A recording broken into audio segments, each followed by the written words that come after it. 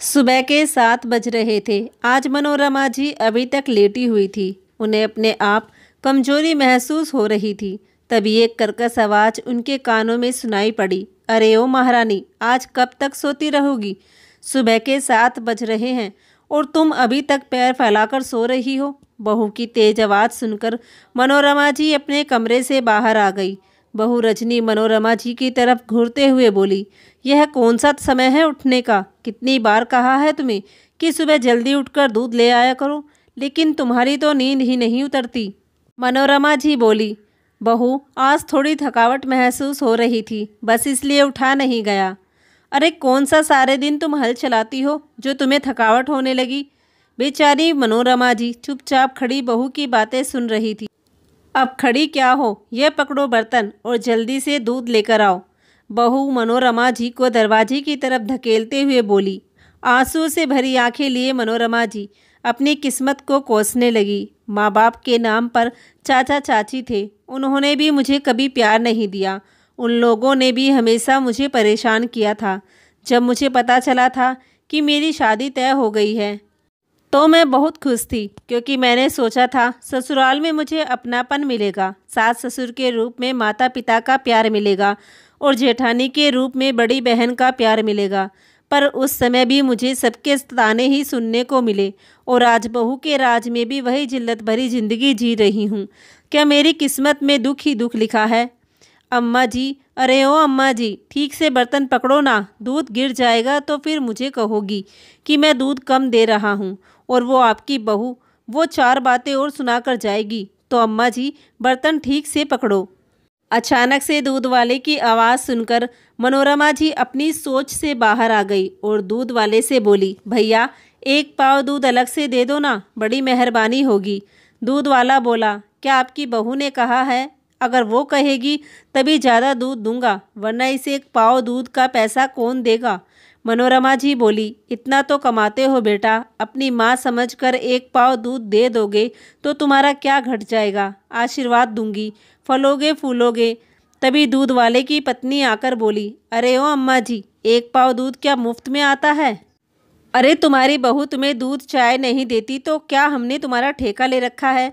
जब देखो गौशाला में आती है और भिखारी की तरह दूध मांगने लगती है। वैसे तो इसके बेटा बहू बड़े राजा महाराजा बने फिरते हैं। अभी तुम्हारी शिकायत तुम्हारी बहू से करूँ जाकर क्या? मनोरमा जी हाथ जोड़ते हुए बोली, नहीं बेटी, ऐसी गलती मत करना। मैं तो सोची थी एक दुखियारी माँ का दुख तुम लोग समझोगे।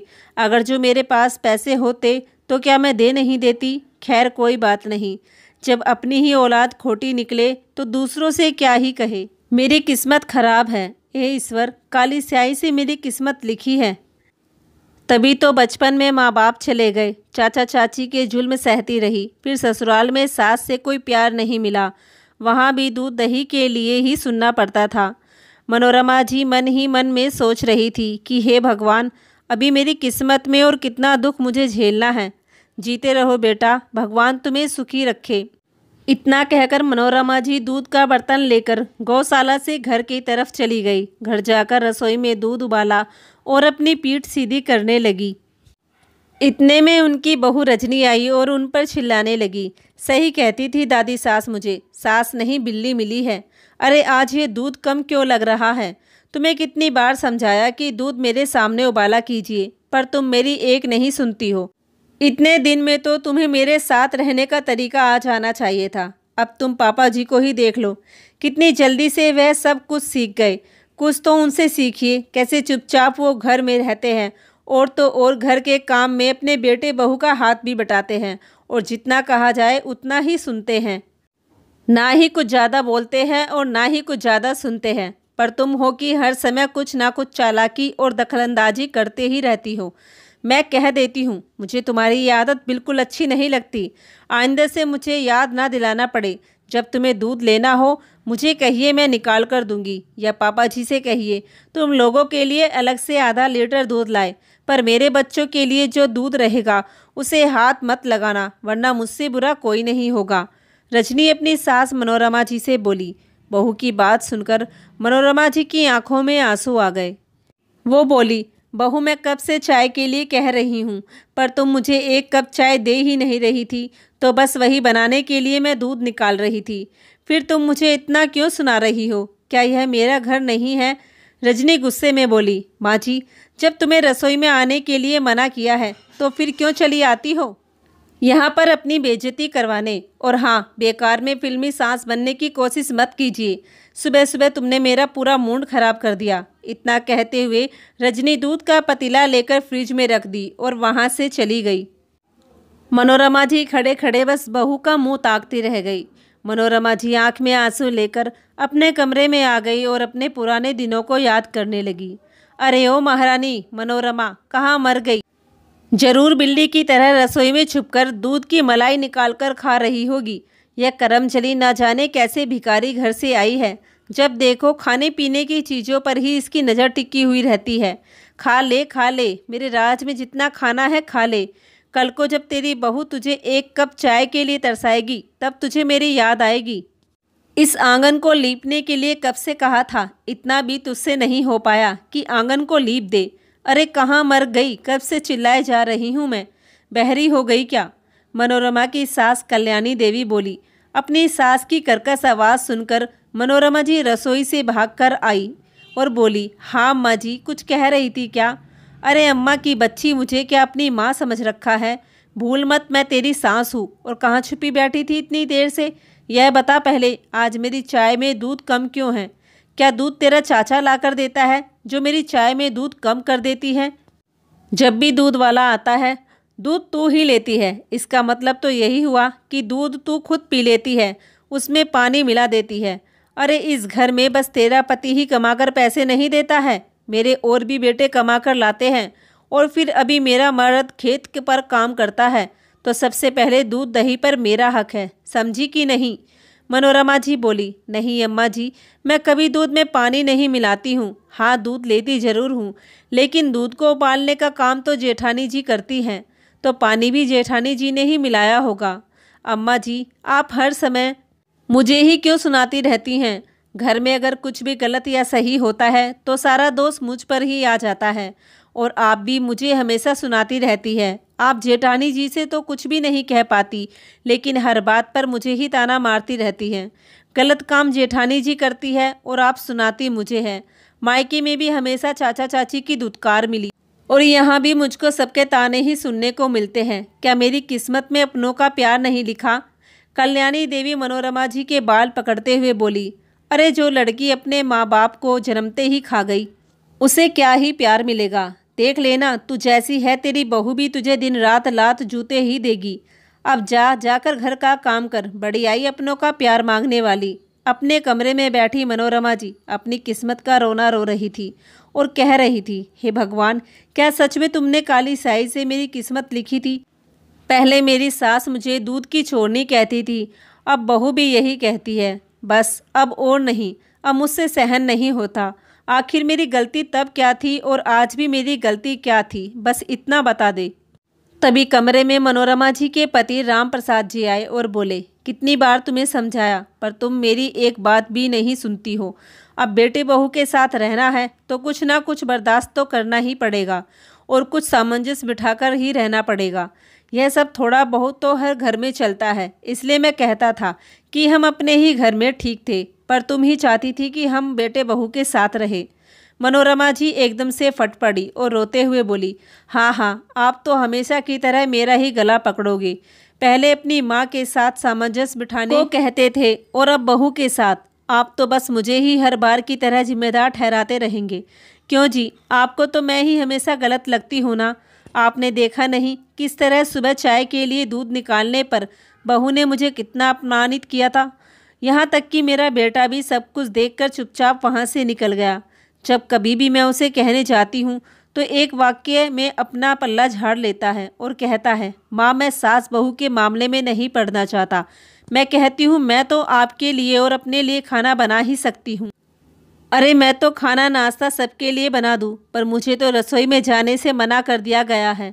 मैं किसी भी चीज़ को क्यों नहीं हाथ लगा सकती, फिर भी आप मुझे ही दोषी ठहराते हैं। मेरी ही गलती हर बार होती है क्या? जब देखो बहू मुझ पर चिल्लाती रहती है। कभी भी दो शब्द मीठे नहीं निकलते उसकी जुबान से। राम प्रसाद जी बोले, मनोरमा, सब समय समय की बात है, क्या करूं? कुछ बोलकर घर की शांति भंग नहीं करना चाहता। यहाँ रहना है तो चुपचाप सब सुनना ही होगा, वरना हमें अपने घर जाकर रहना होगा, जिसके लिए तुम तैयार नहीं होती हो। तुम ही बताओ मैं क्या करूं? रिटायर पिता और पति एक ऐसा पुरुष की भांति हो जाता है। अब यह तुम नहीं समझोगी तो कौन समझेगा मनोरमा? मनोरमा जी खामोश हो गई, क्योंकि इस पर भी अगर वह कुछ कह देती तो दोषी वही हो जाती, फिर उस बात के लिए भी उन्हें जिम्मेदार ठहराया जाता।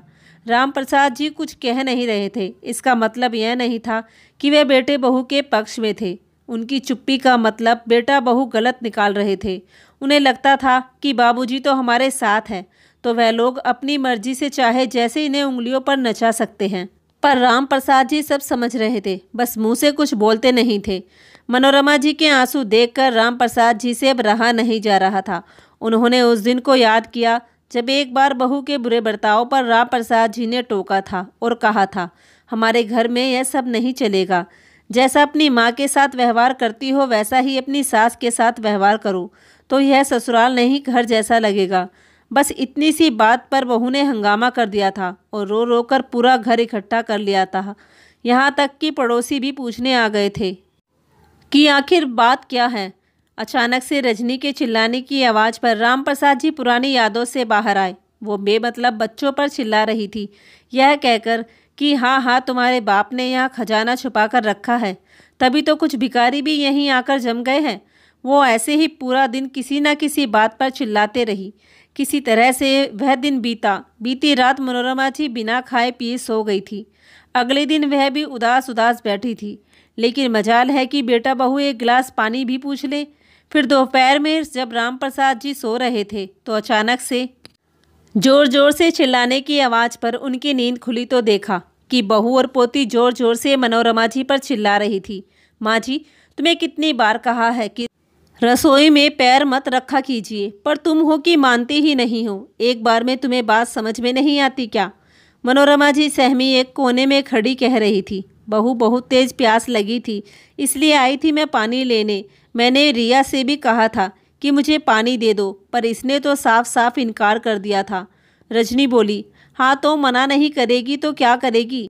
यह क्या कोई तुम्हारी नौकरानी है जो तुम्हारा कहा मानेगी? मेरी बेटी है वो, ये सिर्फ अपनी माँ का कहा मानेगी। और मेरी बेटी को प्यास लगी थी तो यह पहले पानी ले रही थी, तो तुम्हें बीच में आना जरूरी था क्या? मनोरमा जी बोली, पर बहू मैं तो इसे भी पानी दे रही थी, पर इसने कहा मैं आपके गंदे हाथों से पानी नहीं ले सकती। अब तुम ही बताओ मैं क्या करती? मैं तो इतनी साफ सुथरी रहती हूँ, अच्छे से कपड़े भी पहनती हूँ, फिर ये मुझे गंदा क्यों कहती है? बहू, दादी हूँ मैं इसकी, ये मुझसे अच्छे से भी तो बात कर सकती है। ये मेरा बिल्कुल भी सम्मान नहीं करती, हमेशा मेरा अपमान करती रहती है। बहू, तुम भी इसके सामने मेरा अपमान करती हो तो फिर यह मेरा सम्मान करना कैसे सीखेगी? तुम्हें तो इसे सिखाना चाहिए कि वह अपने दादा दादी से अच्छे से बात करे। लेकिन जब तुम ही कहते कहते वह रोने लगी। पर माँ बेटी दोनों राशन पानी लेकर उन पर चढ़ी हुई थी, मानो आज तो सारा हिसाब चुकता ही कर लेना है। बस कर बुढ़िया, बहुत हो गया, अब ज़्यादा ज्ञान मत बांट। रजनी मनोरमा जी को धक्का देते हुए बोली, चल निकल मेरी रसोई से बाहर, दोबारा यहाँ मेरी रसोई में दिखाई मत देना। बेचारी मनोरमा जी प्यासी आंखों में आंसू लिए राम प्रसाद जी को देखते देखते अपने कमरे की ओर जाने लगी, यह सोचते हुए कि क्या आज भी राम प्रसाद जी चुप रहेंगे? क्या आज भी वे अपनी पत्नी के लिए कुछ नहीं कहेंगे? इतने में उनका बेटा मनोज आ गया और बोलने लगा, माँ छोटी छोटी बातों का बतंगड़ क्यों बना देती हो? शांति से रहा नहीं जाता क्या आपसे? अगल बगल वाले भी सुनते होंगे तो क्या सोचते होंगे कि ना जाने कहाँ से उठा लाए हैं ऐसे माँ बाप। बहुत हुआ, बस कीजिए अपना यह सब ड्रामा। मैं तो परेशान हो गया हूँ रोज रोज आपके ये ड्रामे देखकर। आज अपनी पत्नी का इस तरह अपमान होते हुए देखकर राम प्रसाद जी की आंखों में आंसू आ गए और मन ही मन में सोचने लगे, आखिर मनोरमा कब तक ये जुल्म सहती रहेगी? आज राम प्रसाद जी से रहा नहीं गया और वह चिल्लाकर बोले, बस तो तुम करो। आज तक मैं चुप रहा, सबका लिहाज करता रहा, पर आज तुम सबने अपनी अपनी सारी हद पार कर दी। सबके साथ तुमने भी अपनी माँ की इज्जत, उसके मान सम्मान की धज्जियाँ उड़ा दी। तुम भूल गए क्या कि इसी माँ ने तुम्हें 9 महीने अपने कोख में रखा था? हर दर्द से तुम्हें बचाती रही, तुम्हारी हर ख्वाहिशों को पूरा करती रही। अरे खुद पसीने में लथपथ रहती थी पर तुम्हें पंखा झुलाकर सुलाती थी। इतनी गर्मी में वह एक गिलास पानी के लिए इंतजार करे, आखिर क्यों? मनोज इधर उधर देखा और बोला, बाबूजी कम से कम आप तो ऐसा मत कीजिए। मैं सोचता था आप समझदार हैं, पर आप भी माँ के साथ रहते रहते गवारों जैसी बातें करने लगे हैं। अरे यहाँ रहना है तो ढंग से रहिए ना। राम प्रसाद जी बोले, बेटा जी हम तुम्हारे घर अपनी खुशी से नहीं रहने आए थे। तुमने और बहू ने मीठी मीठी बातें करके हमें यहाँ बुलाया था। याद है ना तुमने क्या कहा था? माँ बाबूजी आपके लिए एक कमरा अलग से बनवा कर रखा है। आप लोग रहोगे तो बच्चों को भी अच्छे संस्कार मिलेंगे, तो आप दोनों हमारे साथ शहर में रहेंगे। बस कुछ मदद कर दीजिए। और मैं इतना मूर्ख कि तुरंत 10 लाख रुपए निकाल कर तुम्हें दे दिया। एक बार सोचा तक नहीं। बताओ ना कहाँ है वह हमारा अलग कमरा? रजनी गुस्से में लाल पीली होते हुई राम प्रसाद जी की तरफ देखने लगी तो राम प्रसाद जी बोले, बहू तुम घर का सारा सामान, सब्जी की लिस्ट और बिजली, पानी, यहाँ तक कि मकान का बिल मुझे थमाकर कहती हो। बाबूजी आज एटीएम से पैसे नहीं निकाल पाई मैं, आपको बाद में दे दूंगी, तब तक आप यह बिल भर दीजिए। बहू आज तक कितने पैसे तुमने मुझसे ले लिए? क्या कभी मैंने हिसाब मांगा? अगर पेंशन नहीं मिलती तो मैं कहाँ से सब खर्च करता? अरे मेरा तो बैंक बैलेंस घटता जा रहा है, पर तुम दोनों अपनी चालाकियों से अपना बैंक बैलेंस बढ़ाते जा रहे हो। आज तक कभी हम दोनों के लिए एक रुमाल भी लाए हो तुम लोग? बोलो। बहू कल मेरी पत्नी को चाय बनाने के लिए एक कप दूध तुमने नहीं लेने दिया, और मनोज तुम खड़े होकर ये तमाशा देखते रहे। दूध मेरी पेंशन के पैसों से ही आता है, फिर भी मेरी पत्नी को दूध तो छोड़ो, एक कप चाय के लिए भी तरसना पड़ता है। मनोज कुछ कहता उससे पहले ही राम प्रसाद जी ने हाथ का इशारा किया और बोले, बस आज तुम लोग कुछ नहीं बोलोगे। आज मैं बोलूँगा और तुम लोग सुनोगे। मेरी पत्नी को भी यही शिकायत रहती थी कि मैं कुछ बोलता क्यों नहीं। अरे मैं तो रिश्तों को बचाने के लिए चुप रहता था। इसका मतलब यह नहीं कि मैं ना समझ हूँ या फिर तुम लोगों से डरता हूँ। मनोज बोला, बाबूजी मेरी बात तो सुनिए। राम प्रसाद जी बोले, बस अब और नहीं। मैं हमेशा तुम्हारी माँ का ही गला पकड़ता रहा, उसे ही चुप रहने के लिए कहता रहा, हमेशा तुम्हारा पक्ष लेकर उसे ही जिम्मेदार ठहराता रहा, पर इस सब के जिम्मेदार तुम लोग हो। पति को अपने पक्ष में बोलते हुए सुनकर मनोरमा जी फपक कर रोने लगी और कहने लगी, नहीं जी रहने दीजिए, मेरे लिए क्यों अपना मुंह खराब करते हैं? राम प्रसाद जी बोले, नहीं मनोरमा, आज मैं चुप नहीं रहूँगा। मैं हमेशा इन लोगों का साथ देता था, यह सोचकर कि चुप रहूँगा तो घर की शांति बनी रहेगी, पर ये लोग तुम्हारा अपमान पर अपमान किए जा रहे हैं। अब हम दोनों यहाँ नहीं रहेंगे, ठीक है ना बेटा? तुम लोग तो यही चाहते थे, तो हम दोनों यहाँ से जा रहे हैं हमेशा हमेशा के लिए। और हाँ, जो तुमने ज़बरदस्ती मेरी वसीयत बहू के नाम करवा ली थी, उसे भी मैं बदलकर अपनी पत्नी के नाम करूँगा, ताकि मेरे जाने के बाद यह किसी की मोहताज ना रहे। आगे तुम लोगों का जुल्म उसे सहना ना पड़े। मेरी चुप्पी का बहुत गलत फ़ायदा उठाया तुम लोगों ने।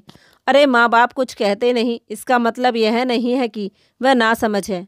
अपने पिता का क्रोध बढ़ते देख मनोज ने अपनी पत्नी को इशारा किया और दोनों झट से राम प्रसाद जी के पैर पकड़कर माफ़ी मांगने लगे और कहने लगे, हमें माफ़ कर दीजिए पापा जी, हमने तो इतना सोचा भी नहीं था। अरे हम तो आपका सहारा बनना चाहते थे, और फिर हर घर में छोटी मोटी बातें तो होती रहती है, फिर आप इतना क्यों बुरा मान रहे हैं? राम प्रसाद जी ने अपने बेटे बहू को खुद से अलग किया और बोले, सारी जिंदगी हर कठिन परिस्थितियों में तुम्हारी माँ मुझे सहारा देती रही। आज मैं तुम्हारे रहमो करम पर इसे छोड़ दूं? बुढ़ापे में यही मेरा सहारा बनेगी, यह तो मुझे पता था, पर याद रखो, जिसका कोई नहीं होता उसका खिवैया भगवान होता है। और फिर अभी तो इसका पति जिंदा है। चलो मनोरमा, बहुत हुआ, अब मैं तुम्हारी आंखों में एक आंसू नहीं आने दूंगा। इतना कहकर राम प्रसाद जी मनोरमा जी के साथ अपने कमरे में गए और अपना सामान समेटकर उनका हाथ पकड़कर गर्व के साथ अपनी नई जिंदगी की शुरुआत करने के लिए गांव के लिए निकल पड़े। 2-4 दिन बाद ही मनोज पहले अकेला आया, माँ बाप को मनाने की कोशिश की। जब वह नहीं माने तो कुछ दिन बाद पूरे परिवार को लेकर आया और रोने धोने लगा कि हमसे भूल हो गई, हमें माफ़ कर दीजिए। पर इस बार राम प्रसाद जी अपने फैसले से टस से मस नहीं हुए। उन्होंने अपनी वसीयत बदल दी और सब कुछ अपनी पत्नी मनोरमा के नाम कर दिया। वही मनोरमा जी ने भी अपने बेटे बहू पोते पोतिया सबसे मुंह फेर लिया, यह कहकर कि हमारे मरने के उपरांत भी तुम लोग यहाँ मत आना, क्योंकि हमारे पास जो कुछ है वह अब तुम्हारा नहीं होगा। भले ही हम इसे अनाथ बच्चों को या वृद्ध लोगों को दे दें, पर तुम्हें फूटी कौड़ी नहीं देंगे। इतना कहकर मनोरमा जी ने अपने घर का दरवाज़ा अपने बच्चों के लिए सदा के लिए बंद कर लिया। जब मनोरमा जी अपने बच्चों से यह सब कह रही थी तो राम प्रसाद जी उन्हें बहुत ही ध्यान से देख रहे थे। मनोरमा जी चुपचाप सोफे पर बैठी हुई थी। तभी राम प्रसाद जी ने उनसे कहा, मनोरमा, क्या तुम सच में अपने बच्चों को उनकी जायदाद से बेदखल कर दोगी? हाँ, हमारे बच्चों को हमारी और हमारी जायदाद की कोई ज़रूरत नहीं है। उन्होंने मुझे मजबूर कर दिया है ऐसा करने पर, वरना मैंने तो कभी सोचा ही नहीं था कि मैं कुछ ऐसा भी कर सकती हूँ। राम प्रसाद जी ने मनोरमा जी का हाथ पकड़ते हुए कहा, मनोरमा, मुझे माफ़ कर दो। मेरी माँ, हमारे बच्चे सब तुम्हारा अपमान करते रहे, लेकिन मैं चुपचाप देखता रहा और कुछ नहीं बोला। जो कदम मैंने अब उठाया है, अगर यह कदम मैं पहले उठा लिया होता तो इस तरह तुम्हारा अपमान नहीं होता। सही कहते हैं लोग, जब एक औरत का पति उसका साथ देता है तो किसी में भी हिम्मत नहीं होती कि कोई उस पत्नी का अपमान कर सके। जब उसका पति ही उसका साथ नहीं देगा तो सबके सब उसका अपमान तो करेंगे ही। यह मैंने जान लिया है मनोरमा। अब मैं तुम्हारा अपमान कभी नहीं होने दूंगा, हमेशा तुम्हारा साथ निभाऊंगा। तो दोस्तों, राम प्रसाद जी ने अपनी वसीयत बदलकर बेटे बहू को जो सबक सिखाया, क्या वह सही था या गलत? एक बार कमेंट करके ज़रूर बताइए। और अगर आप लोगों को ये कहानी पसंद आई हो तो प्लीज़ हमारे चैनल को ज़रूर सब्सक्राइब कर लीजिए। धन्यवाद।